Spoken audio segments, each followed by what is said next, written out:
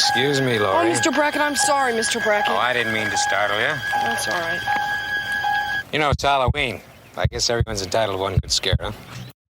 What's up, everyone? I'm your host, Will, and you're listening to One Good Scare, the show where we explore our favorite horror movies. I'm back from a week away on vacation, and I'm ready to dive in. Today, we're jumping into a somewhat divisive horror movie remake, or reboot, or reimagining, 2013's Evil Dead. This is one of my absolute favorite horror remakes, reboots, reimaginings, and I know that this one wasn't super popular with horror fans or critics.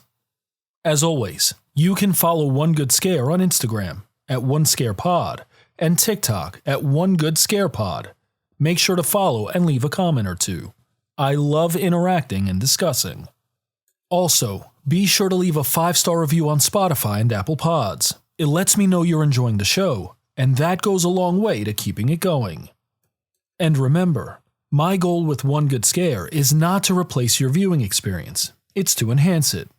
So if you haven't seen Evil Dead, or maybe if it's been a while, my strong encouragement is to watch it first, and then come back and give the show a listen. Of course, if you'd rather listen than watch, I appreciate that as well. Just remember, one good scare is one gigantic spoiler. Alright, it's time to settle in as we explore what I think is a terrific horror movie, Evil Dead. As much as I love this movie, I know there's someone else who truly hates it. And while I don't understand why it gets so much hate, the numbers support the fact that this is a pretty divisive film. IMDb has it at a 6.5 out of 10. Rotten Tomatoes lists it as a 63% fresh rating and a 64% popcorn meter rating. And Letterboxd has it at a 3.4 out of 5. And there's something else. Among the Evil Dead films and television series, Rotten Tomatoes has this movie dead last. I think part of this may be twofold. First, it lacks the dark humor of the original. It's a far more serious-minded movie. That's not a knock on either film. It's just the tone of Evil Dead is very different than the original film. And it can be argued that the dark humor was a major part of what made the original movie work so well. And second, I think it's difficult to categorize this movie. Is it a remake, reboot, or reimagining? There are obvious Easter eggs connecting us to the original film. In fact, I counted nearly 24 of these. Don't worry, I won't point all of them out. But it's not a scene-by-scene remake by any stretch. So in some ways, it's a standalone film. But it feels like a remake because it does recreate a few pivotal scenes. And the entire movie takes place in the iconic cabin. For me, it works better to consider Evil Dead a reimagining of the original. It incorporates elements of the first and then turns it into its own thing. It pays homage while still being original in its own right. Of course, none of that makes it a good movie. It either rises or falls on its own merit. But I do think the context of reimagination may soften the landing just a bit. Critics and horror movie fans were conflicted about this film, with legendary critic Richard Roeper rating it 1 out of 4 stars, stating, quote, "I'm bored to death and sick to death of movies that seem to have one goal. How can we gross out the audience by torturing nearly every major character in the movie?" End quote. It's a valid point, because make no mistake, Evil Dead is both gory and torturous. And if you have a sensitive stomach, or simply don't love gory movies, I generally don't, then you likely won't enjoy, let alone love, this film. And let that serve as a bit of a trigger warning, because this movie pulls no punches on the gore and blood. Okay, it's time to settle down and turn down the lights as we explore a terrific demon movie, 2013's Evil Dead.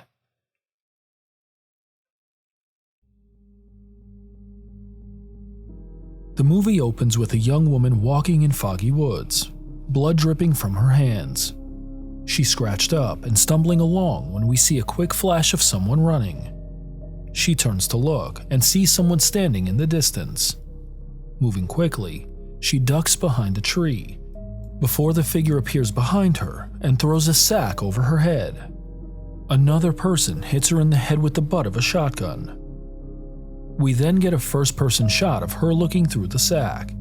She's chained to a wooden post and pleading with her captors. We see a quick shot of a table with bloody instruments atop as the girl continues pleading. A woman reads from a seemingly ancient book, and it's implied the girl is evil. Suddenly, a man in glasses walks up to the young woman and pulls the sack from her face. It's her father, and she wants to know what's going on. He says they're here to help, but she asks for her mother. Her dad tells her that her mother is dead because the girl killed her. The girl seems confused and says she just wants to go home. The woman continues reading from the book as the father pours gasoline over his daughter's head. She pleads with him as the others in the room encourage him to light her on fire. He lights a match, and when he does, his daughter says to him, "I will rip your soul out, Daddy." As the camera pans to her face, we see her appearance has changed to that of a demon. Yellow eyes, blonde hair, and growling voice. And she says, "I'll rip your soul out, you pathetic fuck!" He drops the match, which immediately sets his daughter on fire. She shrieks in pain and then laughs, and as she does, her father raises the shotgun and says, "I love you, baby," before blowing her head off. The words "Evil Dead" then appear in bright red letters as the intro music plays. Okay, normally I wouldn't cut in this early, but I have to say it. This opening scene is one of my favorites in any horror movie ever. It lets you know right from the start that Evil Dead is going to be a crazy fucking ride. The mixed use of practical effects and CGI works really well, and doesn't detract from the scene overall. Surprisingly, it's a bit emotional. I mean, we watch a father kill his demon-possessed daughter, and even though she's clearly evil, and will clearly rip his fucking soul out, he seems conflicted. All in all, it seems like Evil Dead is gonna be a relentless gore fest. After the title screen, the camera pans upside down at a Jeep driving down a wooded road, over a stream, before pulling up to a rundown cabin.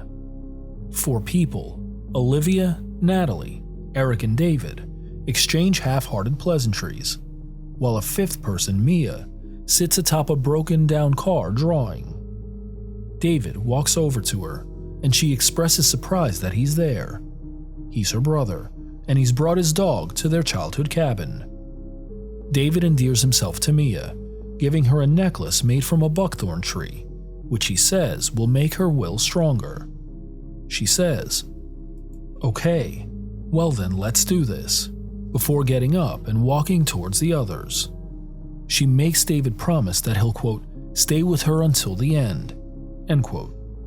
David promises, and the 5 of them stand around a well, where Mia pledges to stop using heroin.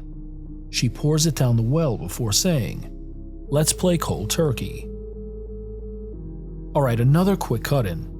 These opening scenes with David and Mia are important to the premise of the movie, and there are a few Easter eggs to the original Evil Dead.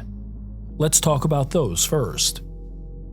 In the original, the cast members are all students at the University of Michigan, and if you pay close attention, you'll notice Mia is wearing a Michigan sweatshirt.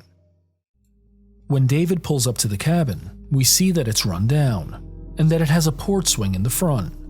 The cabin is the same as from the original movie, port swing included. And the original film includes a 1973 Oldsmobile Delta 88, which Mia is sitting on when David comes up to her. It's obvious director Fede Alvarez is paying homage to the original classic, and rightly so. Sam Raimi's film is in fact iconic. The setup in these first few minutes is also really important, because we find out the reason for the 5 friends to be there. Mia struggles with substance addiction, and they're staging an intervention to help break her from it. They didn't stumble on the cabin while looking for something else, and it's not a nostalgia trip to an idyllic childhood campground. Their purpose is to save Mia's life. and that commitment is integral to grasping some of the decisions they make later on. As they enter the cabin, David is surprised to see the lock broken and the door ajar. They all take in the strange and smelly surroundings before working to make it hospitable. Mia walks into her room and flips through her journal and a few old pictures.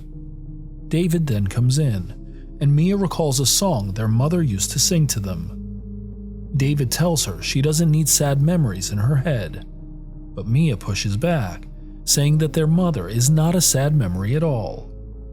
She says that when their mother was in the hospital, she sometimes thought Mia was David, who responds by saying he wanted to be there, but work and other things simply didn't allow him to. Mia says he was lucky.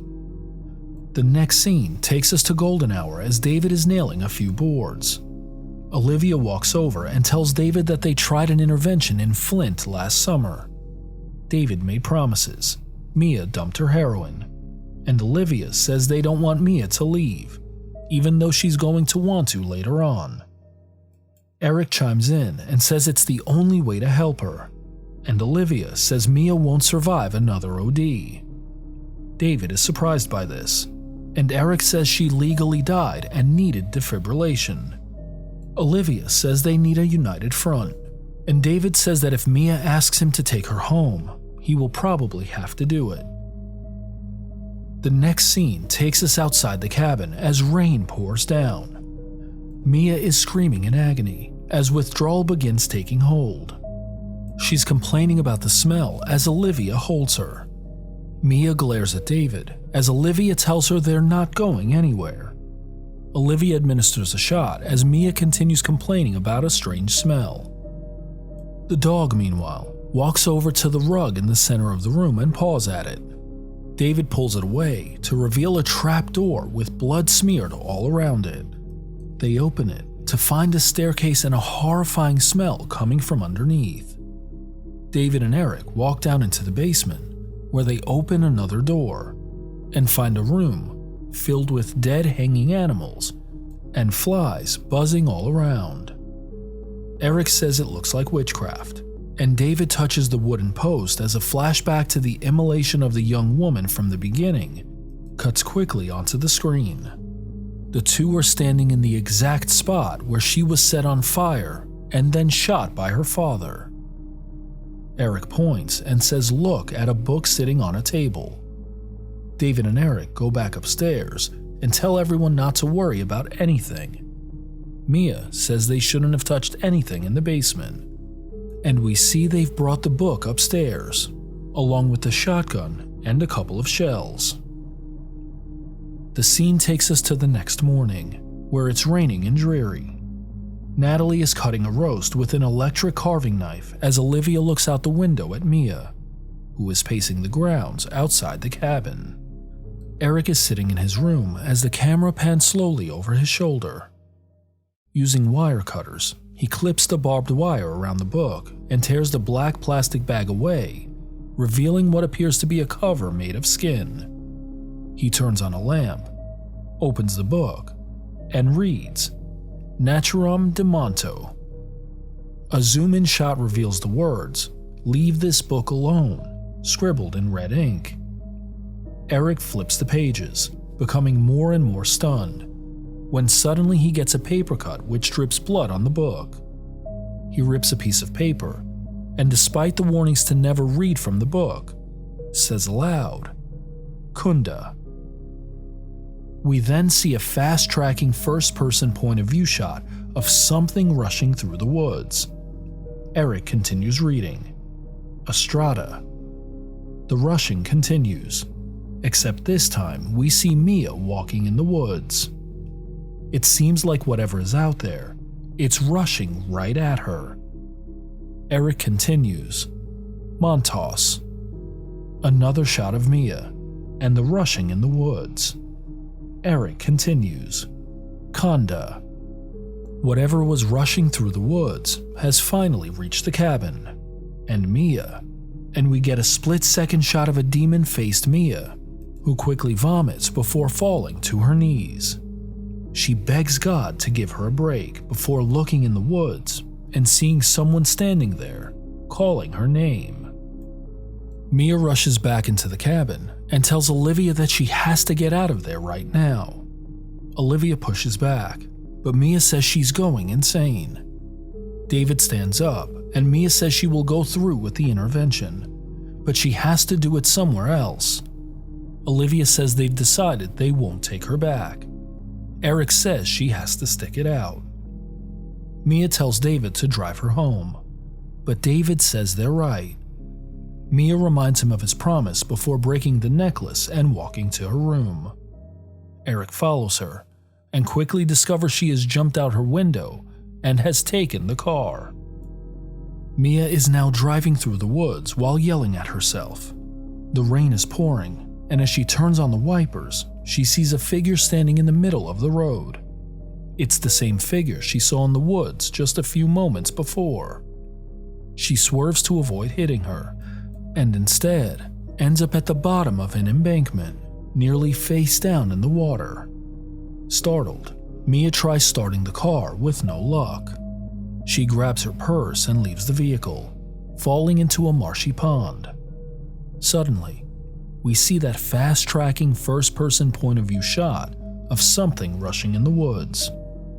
Mia swims towards the shore and pulls herself up as the rushing continues.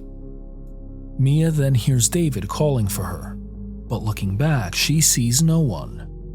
Suddenly, a figure rises from the swamp, covered in mud, forcing Mia to move quickly. We then see the fast-tracking first-person point-of-view shot as whatever it is rushes towards Mia. We watch as she stumbles clumsily through the woods, hoping to get away. She's almost there when she trips on a branch, causing her to fall into a thicket of vines. She tries to make her way through it, but a vine closes in tightly around her left arm, then her leg, then her neck, then her right arm. Mia cannot escape, and she's in danger of being choked to death. As she struggles, we hear a strange growling whisper somewhere in the background. And when Mia looks, we see the figure standing directly in front of her. It's Mia, except it's not. It's a demonic version of Mia, with yellow eyes, scratches on her face, and dried blood covering her mouth and neck. As Mia looks on, stunned, the demon Mia opens her mouth and a black tar-like substance pours out. It then snakes along the vines towards Mia, whose legs are now forced open.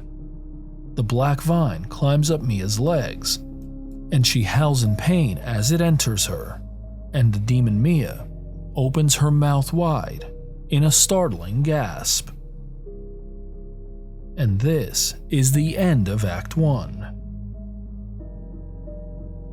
Alright, so this movie wasted absolutely no time in getting things going. With the exception of some story building elements in the first few minutes, the first act was full of tension and action. There were a few more Easter eggs, including a well-known, pivotal, and truly horrible scene. Mia's assault by the evil vine is similar to both the original Evil Dead and its sequel. The scene is tough to watch, though it's important to the story, because it's how evil gets inside of Mia, which I realize is a terrible unintended pun. The fast-tracking shots through the woods are also an Evil Dead staple, and Fede Alvarez really uses them to great effect. It's one thing to explicitly show the presence of evil, but it's another to show it stalking and approaching, and in this case, seemingly running towards Mia. There's something else that I really appreciate about Alvarez's approach to this movie.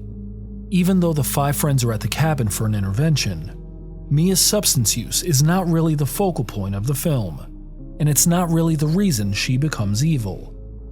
As a substance abuse counselor by day, I really respect Alvarez avoiding this storyline as much as possible. Mia is stalked by evil, not because she's struggling with substance addiction, but because evil is opportunistic, and Mia was in the wrong place, outside the cabin, at the wrong time, when Eric read from the evil book.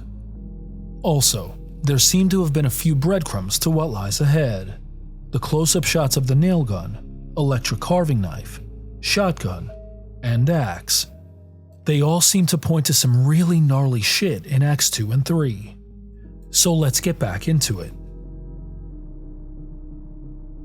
Act 2 opens with David and Olivia searching for Mia in the woods. They eventually find her resting against a large tree. Back at the cabin, the friends sit around and Olivia says Mia was talking about a woman in the woods. David asks if they should take Mia to a hospital, and Olivia, who's a nurse, tells him she's giving her the exact treatment she'd get over there. Eric brings up the wounds on Mia's arms, and Olivia says it looks like she ran into a thorn bush outside. She warns him that Mia will do whatever it takes to get out of the cabin. David steps into Mia's room. She's sitting on the bottom bunk and is surprised to see him. She pleads with David to get her out of the cabin, but David tells her he can.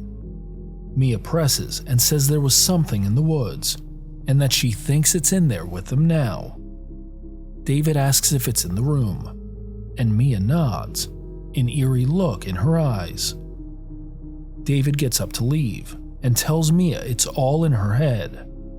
She's barely holding it together, and as David shuts the door behind him, Mia looks in a mirror in the corner and sees the demon staring back at her.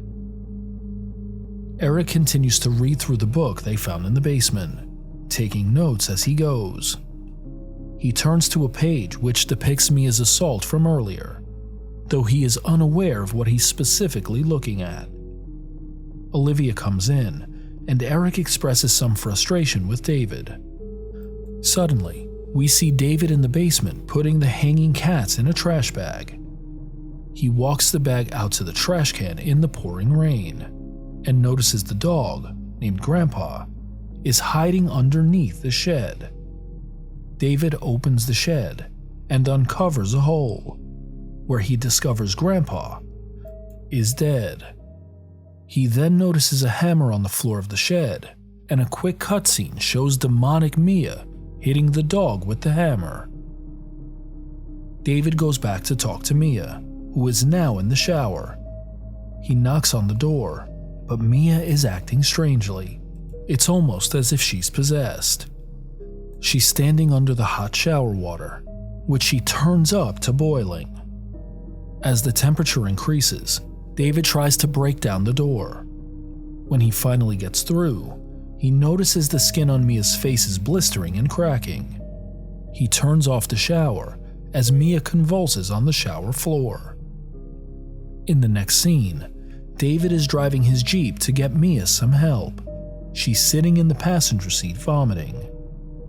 Eric rushes to the book and finds a page that shows a woman pouring boiling water on herself, with an inscription in red ink reading, "Boiling water on the body."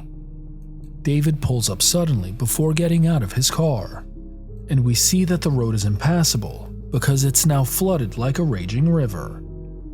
Mia is still in the front seat vomiting. They then return to the cabin, and Olivia says she's given Mia sedatives, but that her burns are 2nd and 3rd degree. The four argue over Mia's condition, and we watch as she moves quietly in the hallway.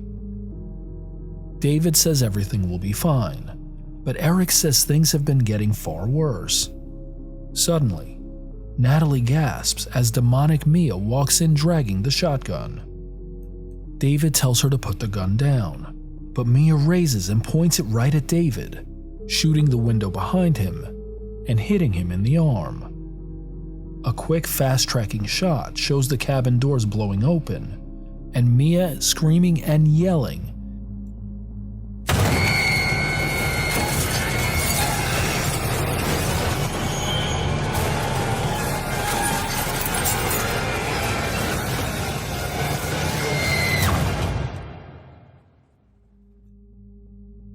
She then tells everyone, "You are all going to die tonight." before slumping to the floor. Olivia crawls over to the gun, but Mia grabs her arm and pounces on her before vomiting all over her face.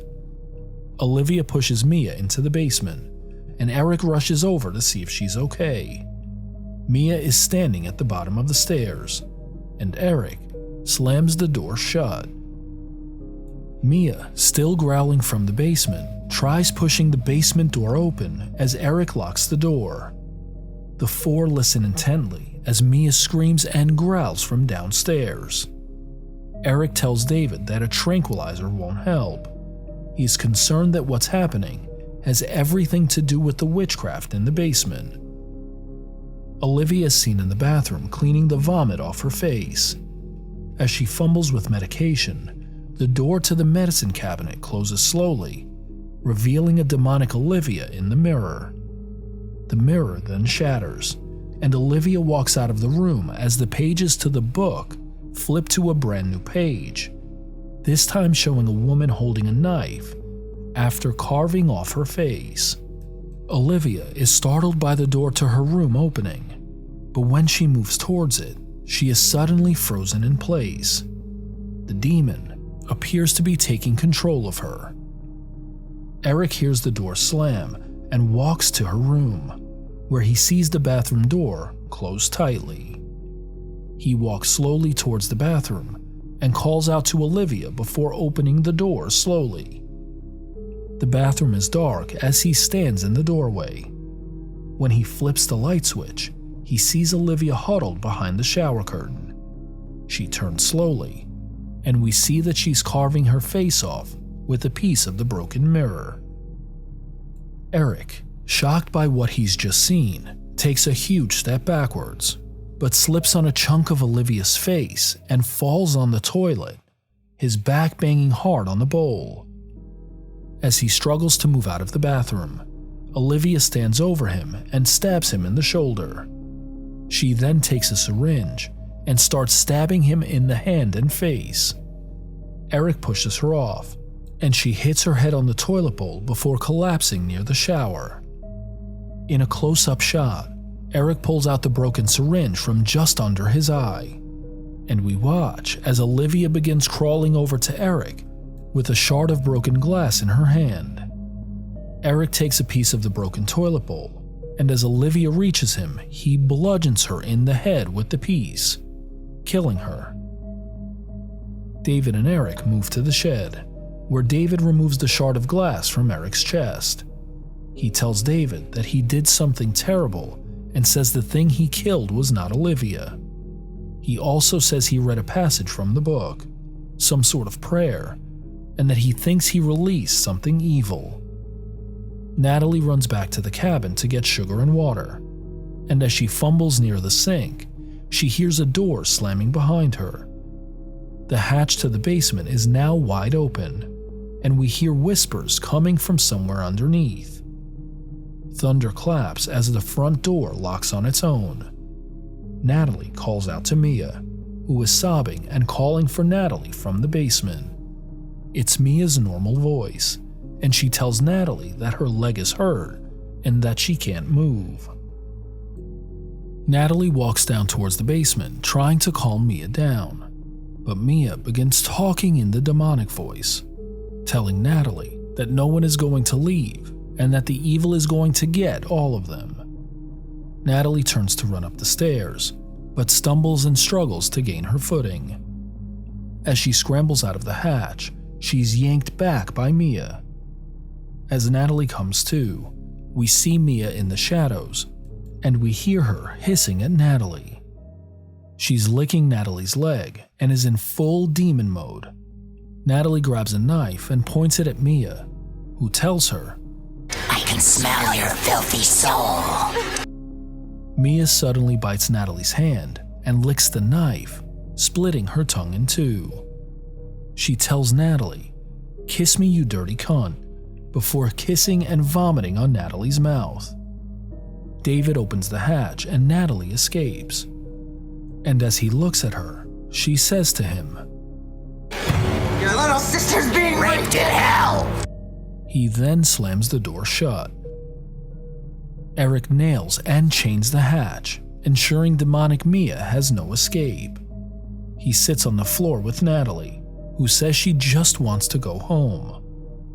Thunder claps overhead as Eric sits in the corner of Olivia's room. He set the book on fire, but it doesn't burn at all. David asks what's going on, as Mia growls from the basement. Eric tells David the book uses some ancient alphabet and that it has some scattered notes, referring to an evil entity, a taker of souls, a demon. He reads a note, quote, "Once he feeds on 5 souls, the sky will bleed again, and the abomination will rise from hell." End quote. Natalie stands at the kitchen sink, cleaning the bite wound on her hand. She squeezes it, and a tar-like substance oozes out of it. Eric tells David the entity is attached to Mia's soul, and says if they want to help, they need to kill her. David yells at Eric and says they're not going to kill anybody. David tries to rationalize it as some kind of virus, but Eric isn't buying it. Meanwhile, the wound on Natalie's hand gets worse, and she begins convulsing as the kitchen door slams shut. David tells Eric they're going to get out of there, but Eric says it won't matter because if they wait any longer, they'll all be dead by morning. Natalie's hand is getting worse, and her arm is now affected. She looks over at the hatch to the basement, where she sees Demon Mia peeking out at her. Natalie begins turning into the demon, her neck and head twitching. She looks at the floor, where she sees the electric carving knife lying right there. She picks it up and turns it on, and Mia growls at her not to cut her arm off.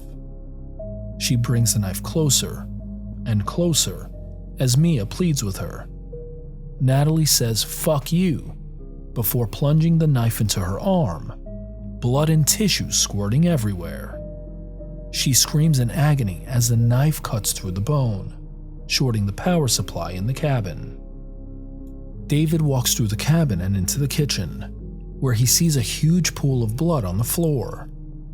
As he turns into the room, he sees Natalie standing by the refrigerator. She says, "I had to do it, and I feel much better now," as her left arm falls from her body and lands with a sickening splat on the floor.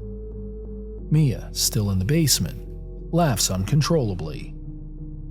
David dresses Natalie's wound and tries reassuring her everything will be fine. As Eric flips through the book, David sits with his back to the front door. Eric continues reading and offers 3 ways for the demonic to be cleansed: a live burial, bodily dismemberment, and purification by fire. David, resigned to what's going on, asks if this will work. Eric says he's not sure, but he's certain that whatever's inside of Mia is what's causing everything at the cabin. David tries again to rationalize, but Eric laughs condescendingly, calling him a coward. Eric says he's going to burn the cabin down and tells David to just run away like the coward he is. As he backs up, we see Natalie standing behind him in the shadows. Suddenly, a squelching sound fills the air as the two turn to face her. Natalie points the nail gun at David and Eric and steps into the light. The squelching was her shooting herself in the face with the nail gun. Eric puts his hand up in self-defense, and Natalie immediately shoots 4 nails through his arm and hand. She then shoots 3 nails into David's leg. She continues shooting as Mia laughs hysterically in the basement. Eric scrambles behind a couch as Mia continues shooting nails. She steps around and shoots nearly a dozen nails into Eric's body. David then tackles her to the ground, and the nail gun slides across the floor.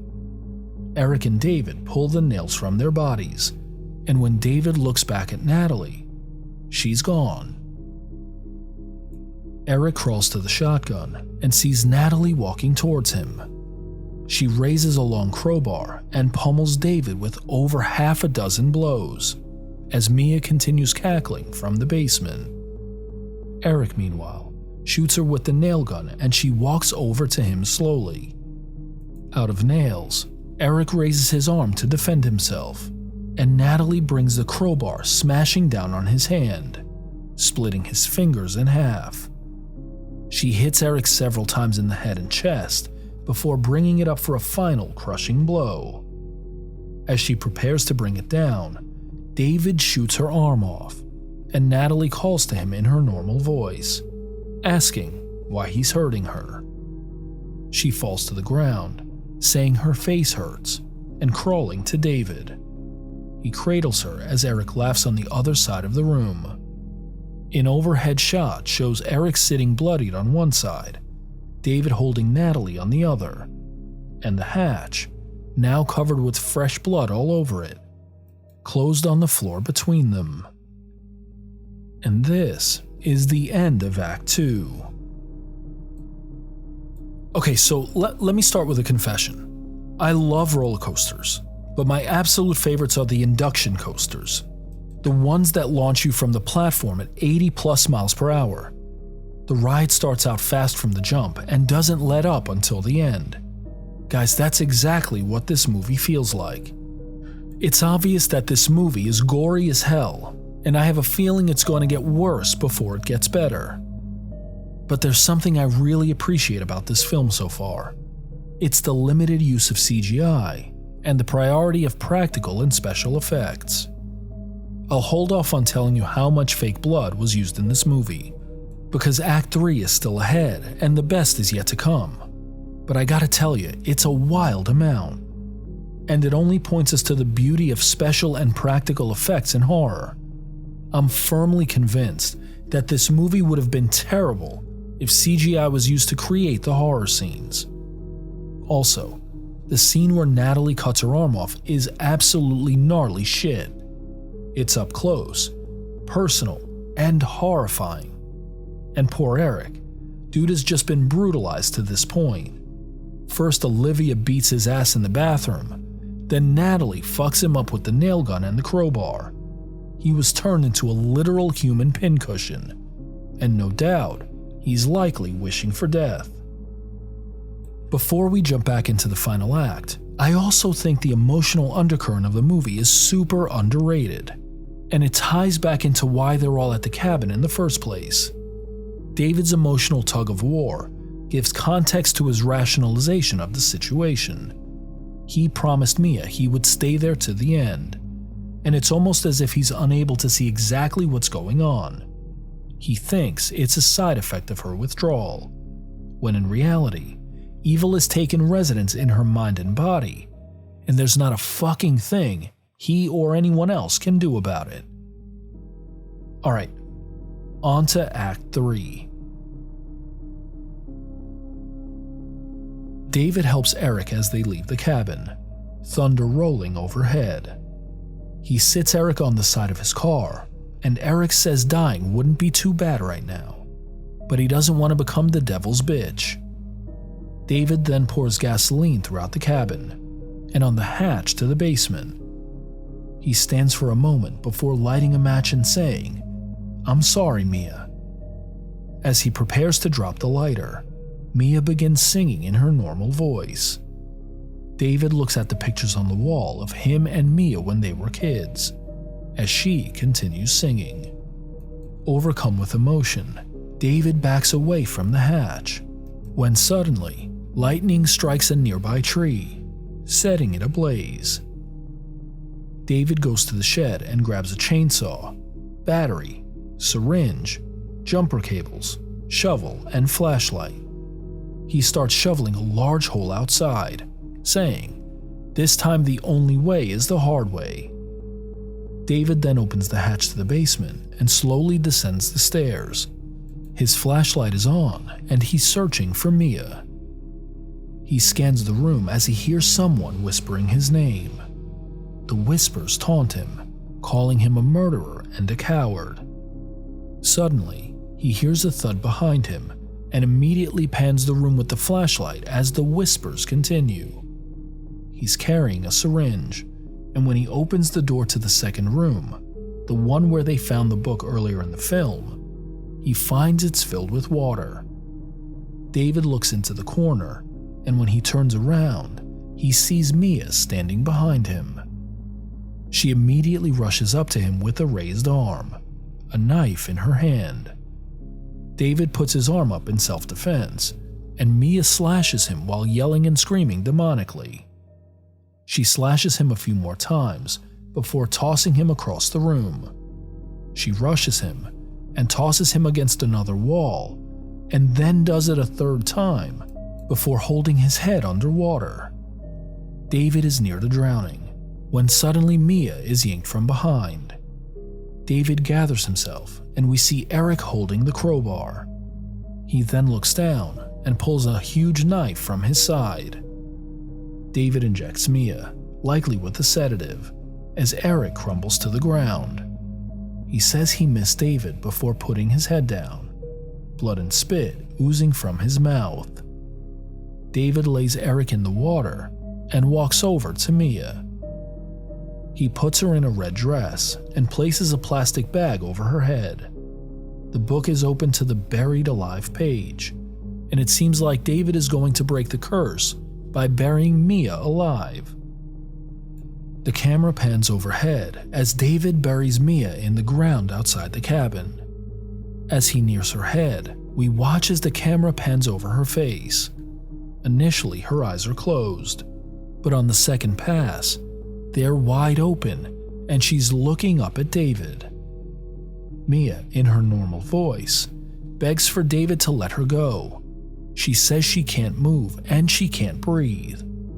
This time, David is resolute. He continues shoveling dirt on Mia, and she asks him why he hates her. She accuses him of leaving her with their dying mother. He caused her to lie to her mother, and he never showed up. She pleads with him to stop and says that their mother hates him. She laughs demonically as David tells her to shut up as he shovels dirt on her head.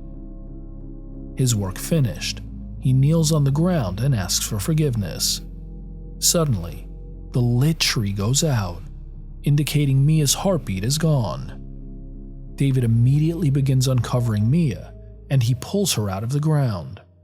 He uncovers the jumper cables and plunges a syringe into her heart. It's a makeshift defibrillator, and he's trying to bring her back to life. He shocks her 4 times before the battery dies, and Mia along with it. He pulls the syringe from her chest and removes the bag from her head. Her face is back to normal.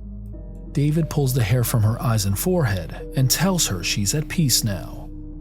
As the flashlight dies, David pulls a blanket over Mia's face and limps back towards the cabin.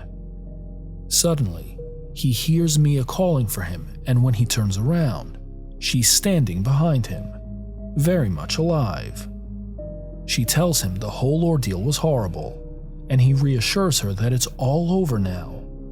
She thanks him for not leaving her as the two embrace, the camera panning out. Back in the cabin, David tells Mia to sit tight as he goes to get the car keys. As he exits one of the rooms, he looks back and pulls a picture from the wall. Suddenly, demonic Eric shows up behind him and stabs him in the neck.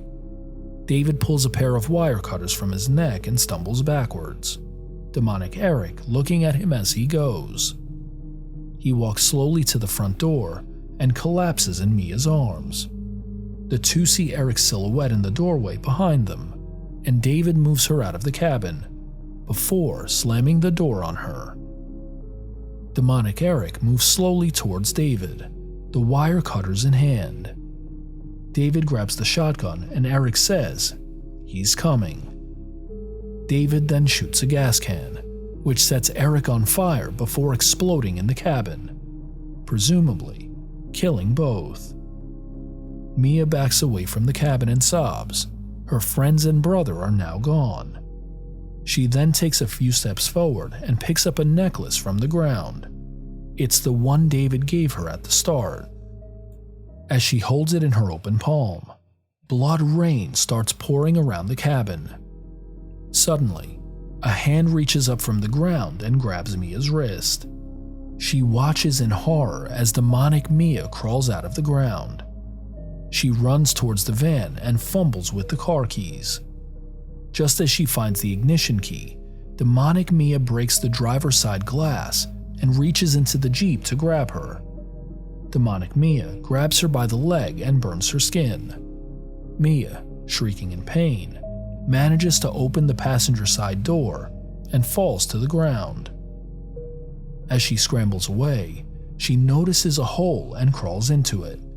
It's the same hole where Grandpa the dog was found dead. She hides, but when she looks back, demonic Mia is peeking in at her, growling.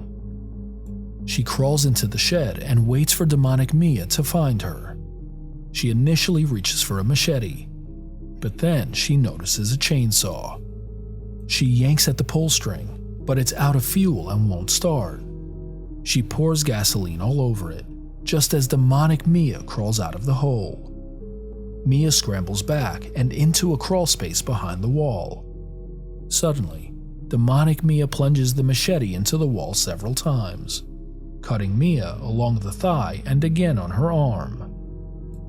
Mia punches out a hole in the cabin wall and escapes outside, chainsaw in hand.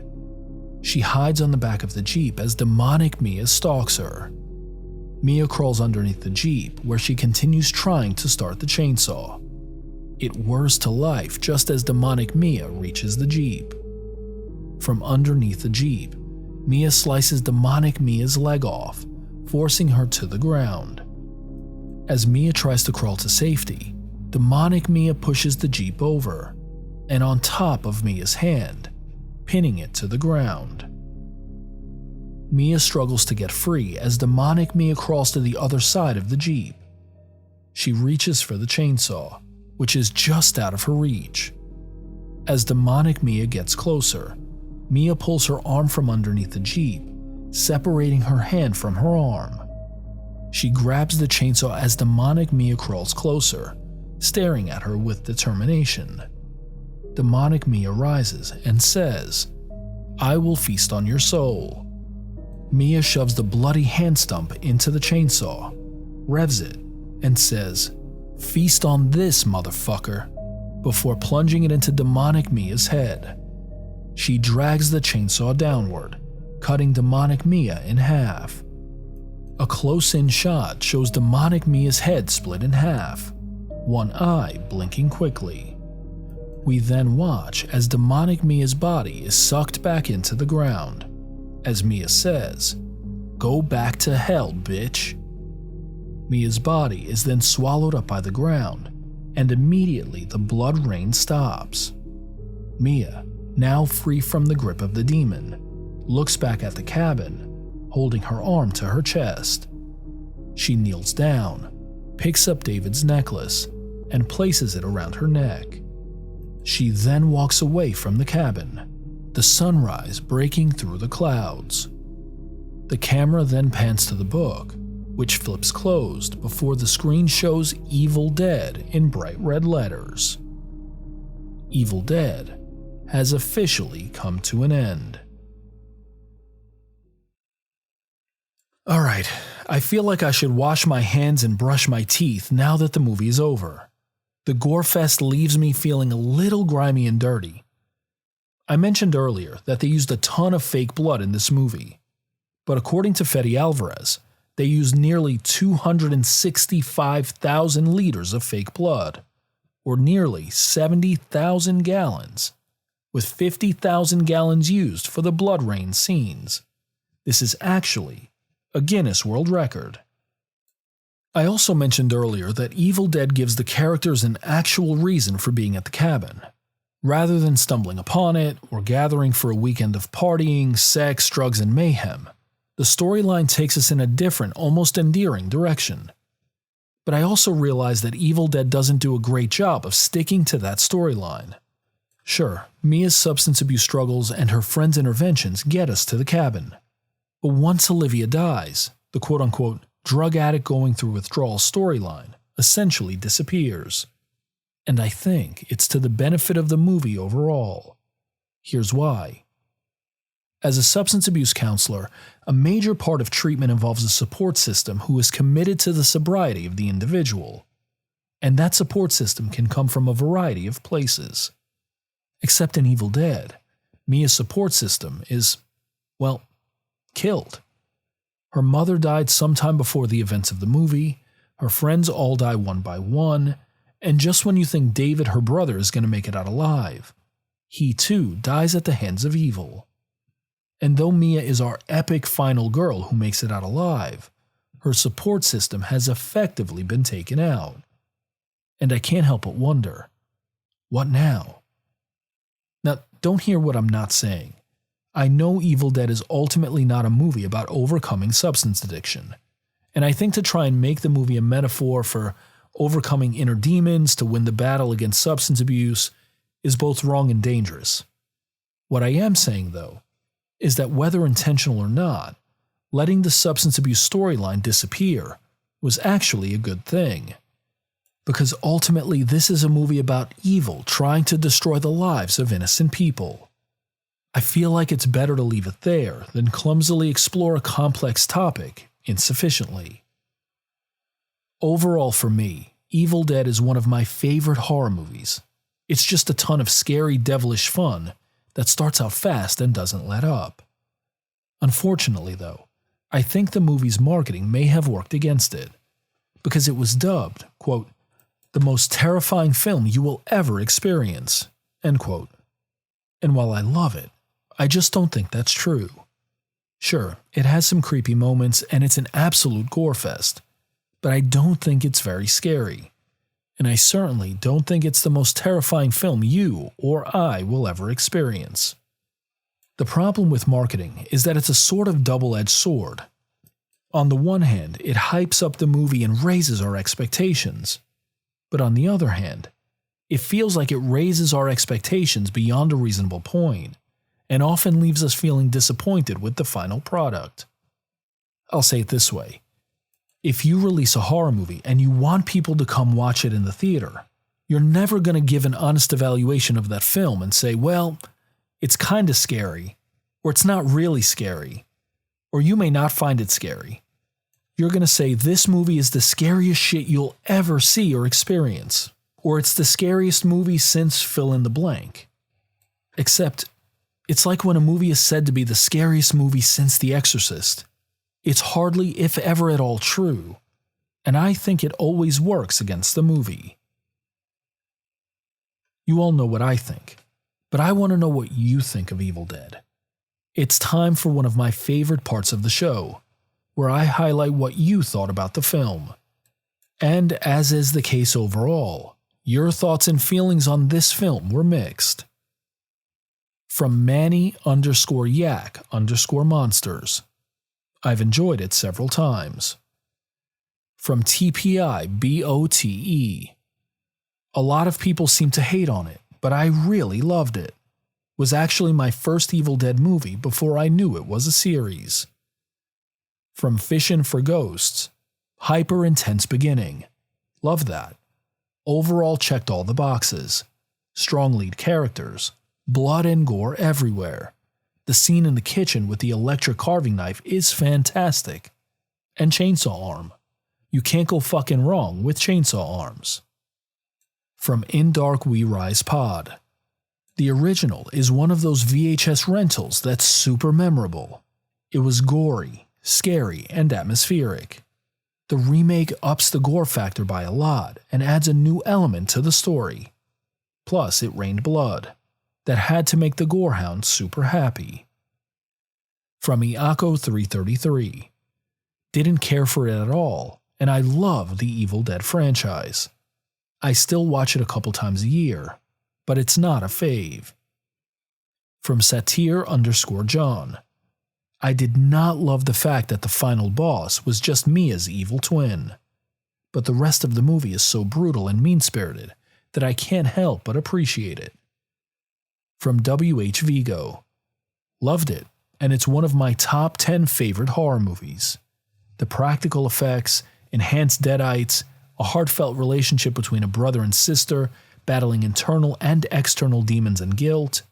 Some things were ridiculous, like the overuse of duct tape, but the solid, clear plot and touch of empathy, when do we see that in gore-filled horror, and the insane final scene was so much fun to watch. Fun fact, it has the Guinness World Record for fake blood. From Just a Couple of Horrors podcast. I enjoyed it. While it can be considered a remake, I feel it's more of a reboot in that it takes the ideas of the originals and makes something new. I really enjoyed Jane's acting, as she literally sold me on the addiction, and the tree grape scene. Iconic. Overall, I really enjoyed it. And from Matt Hanna 17. Love it. Especially fond of the detoxing element they added as the reason for being at the cabin. Adds a whole new layer to the story. Also, who could hate on a movie with blood rain? For me, this is tied for my favorite film in the franchise. I think the 1981 original may edge it out slightly, but it's not because it's necessarily a better film. I think it's because it was a groundbreaking film for its time. But truly, I love this Evil Dead. Though I'll admit I'm a bit sad to say I didn't love the next one, Evil Dead Rise. But that's a conversation for another episode. Alright, that's a wrap for this episode of One Good Scare. As always, thanks for spending time with me. I don't take it for granted. And of course, be sure to join me next episode as we dive headfirst into an iconic horror movie with an equally iconic horror villain, Candyman. Till next time, I'm your host Will. Thanks for hanging out.